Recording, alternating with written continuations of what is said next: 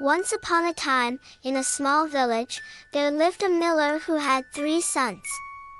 When the miller passed away, he left his mill to the eldest son, a donkey to the middle son, and a cat to the youngest son. The youngest son, feeling despondent over his seemingly meager inheritance, contemplated what he could do with just a cat.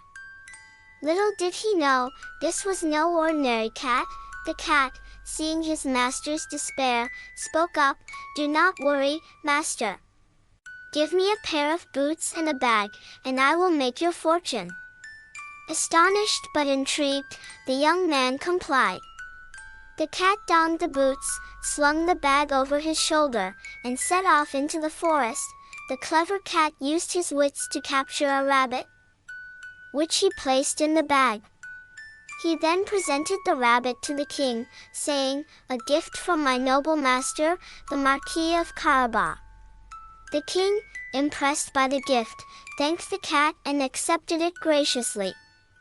The cat continued this routine, bringing various game to the king, always attributing the gifts to the Marquis of Carabas. One day, the cat learned that the king and his daughter, the beautiful princess, were planning a carriage ride by the river. The cat rushed home and instructed his master to bathe in the river at a specific spot. Obeying the cat's instructions, the young man jumped into the river. As the royal carriage approached, the cat ran up to the king, shouting, "Help! My master, the Marquis of Carabas, is drowning." The king immediately commanded his guards to rescue the young man. Once he was safe, the cat explained that thieves had stolen his master's clothes. The king, recognizing the cat from the many gifts, offered fine clothes to the young man and invited him into the carriage. The young man, now dressed as a noble, introduced himself as the Marquis of Carabas. As they traveled, the cat ran ahead to a vast estate owned by a powerful ogre. The cat, ever cunning, devised a plan. He approached the ogre and flattered him, saying, "I have heard of your great power. Is it true you can transform into any animal you choose?" The ogre, eager to demonstrate, turned into a mighty lion, roaring loudly.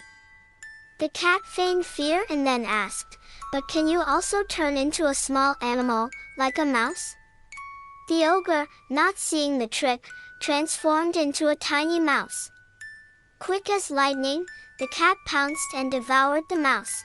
When the king's carriage arrived at the estate, the cat greeted them at the gate. "Welcome to the castle of the Marquis of Carabas," he announced. The king, impressed by the vast lands and grand castle, offered his daughter's hand in marriage to the young man.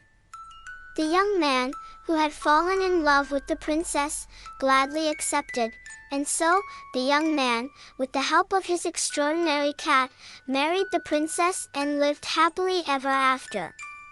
The cat, now known as Puss in Boots, remained a trusted and beloved companion, always ready with his sharp mind and clever tricks, and thus, through wit and courage, they all found their happily ever after.